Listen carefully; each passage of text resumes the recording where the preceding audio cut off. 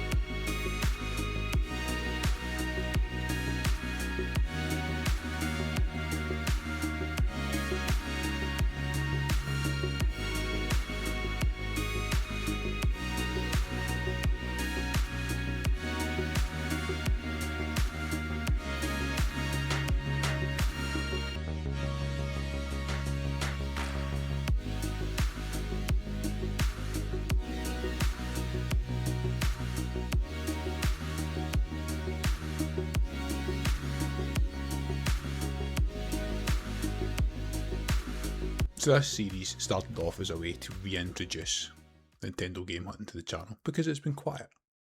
We've been going for a little over 12 months and this is the first time we've actively pursued Nintendo Grails.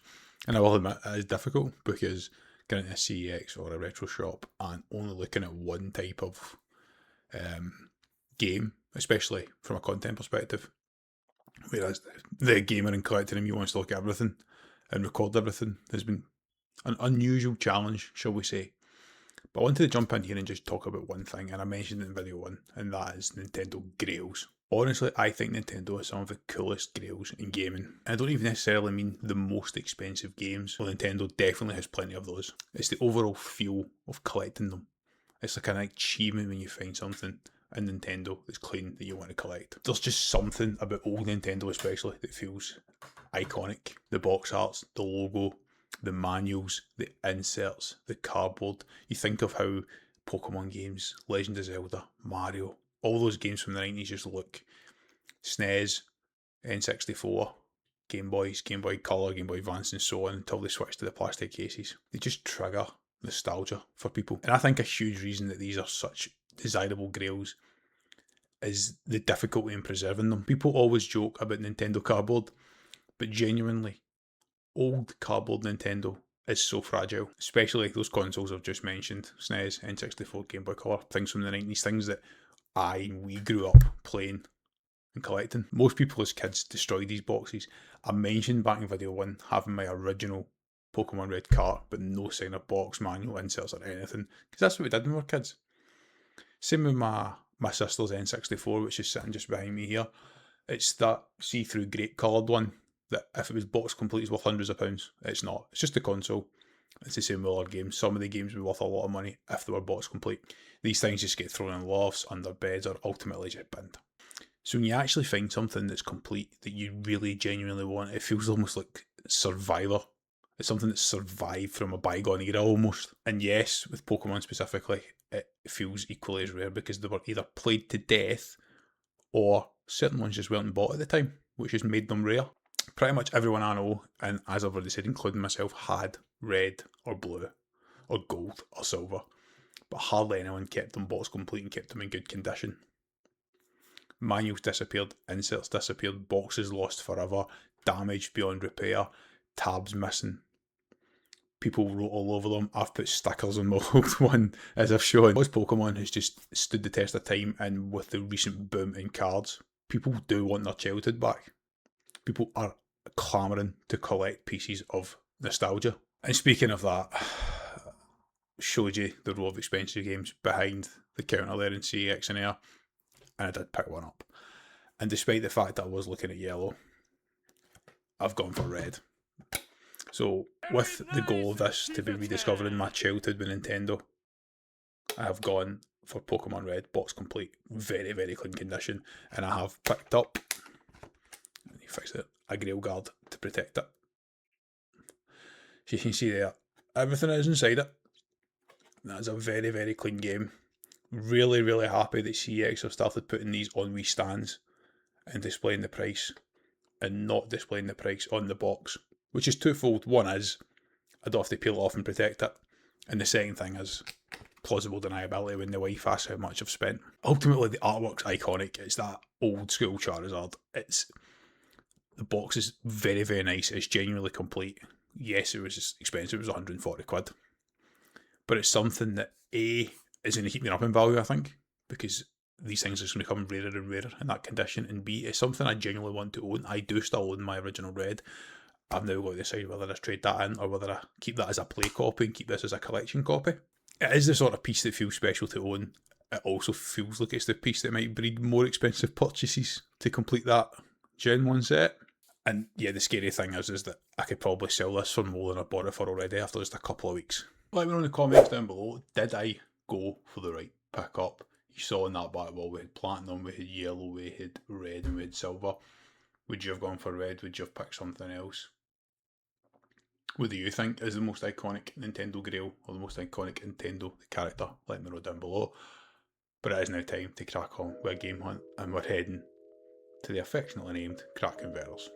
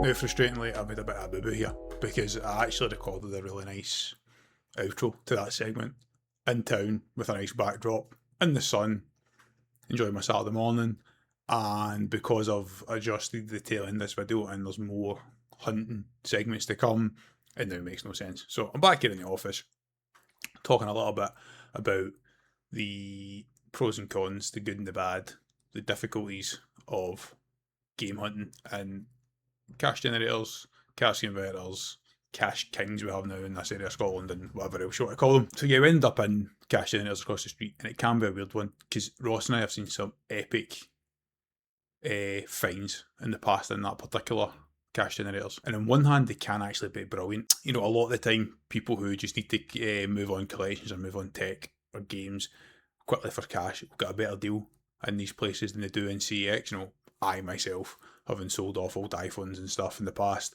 found myself getting 30, 40 quid more in a cash generators than I do in CEX. So there's always the possibility that something of value has been traded in or sold in to these types of pawn shops. So from a seller perspective, they're definitely worth checking out. But from a buyer perspective, it can be a little bit chaotic. Because unlike dedicated game shops or a CEX, the person that's buying this in might not always know what they're looking at, and the prices can vary massively. They very rarely will account for condition, for completeness. It's very much a one-time check of the market price, which can always be CEX, sometimes could be eBay. Sometimes they know exactly what they've got, other times it can be chaos. Now, a spoiler alert for next week's video, you'll see a cracking collection piece in cash converters in Glasgow. Sometimes you'll see games that are missing manuals or missing inserts that are priced like mint in box. Other times you can see stuff that's basically an absolute GM mint collector's item just sitting amongst piles of rough garbage. Sometimes things can be overpriced, and sometimes you can find absolute bargains. Ross actually found an absolute bargain with a Crash Bandicoot slash Spyro Game Boy Advance crossover in cash converters in Glasgow last year. I think he paid about 7 quid and sold it for 20. And of course, as I've talked about throughout this series, collecting with Nintendo, especially that old school Nintendo cardboard, condition is everything. Condition is king. If you're paying Grail level prices for collector's items, you want Grail like condition. You want mint, as close to mint as you can get, something that you're proud to own or display. You don't want damaged corners, you want manuals, you don't want sudden bleach issues, you don't want missing inserts, missing manuals, etc. And honestly, when I was in there filming, it was a little bit awkward. Having just edited it down, I've trimmed about 4 minutes of recording down to about whatever that was, 30 or 40 seconds, which is why it doesn't feel like much. There was a guy in there at the time, and I think he was probably a reseller, but he was in there and he was sifting through cases of Xbox 360, PS3 type games, and the guy behind the counter actually told them off, saying that they sticker them and seal them for a reason. Now, personal opinion, if you're going to do that, that's fine, but make a note in the front cover that says, you know, box complete, with manual, without manual, etc. Because I think it's fair for somebody who's paying money for something to check that they know what they're buying. And again, in a sneak peek to next week's video, you'll see that Cash Converters in Glasgow actually do a better job of that. So it's worth something just to come back next week and compare that to that video. So yeah, I think it's fair to say that pawn shops, crack converters can be a happy hunting ground, but also can be a massive letdown. For me personally, it's one of the things where if there's one near where I happen to be, I will pop in, cash my eye over it, but very rarely do I get out of my way to go hunting there. Now, as I've just said, I was wrapping the video up here, but next week's video, which teaser alert, next 2 weeks' videos, Ross and I are doing a bit of a back-to-back comparison as to whether game hunting should all be about luck and vibes, or should you stock check and have a master plan. A little bit of a spoiler alert there. But I was in CEX and Paisley for that video, and I found something that I was picking up, and I may have accidentally started a new subset collection. So let me go and show you the Nintendo finds at CEX Paisley, and then we'll wrap this Nintendo series up back here in a few minutes.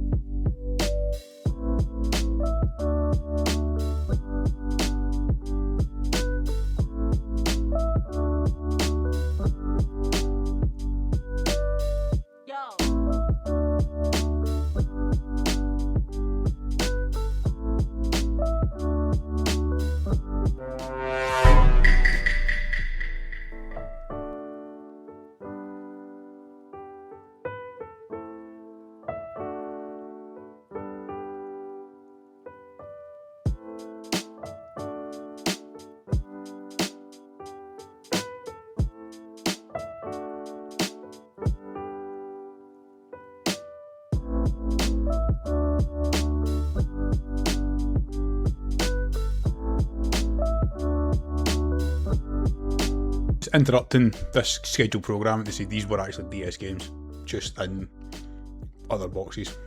Obviously missing the right parts, which I don't understand, because it's not as if CEX don't sell unboxed games. So I think it's just because they had the manual and had the other bits and just put it in a case. But not something I've seen before, but somewhat interesting, I guess.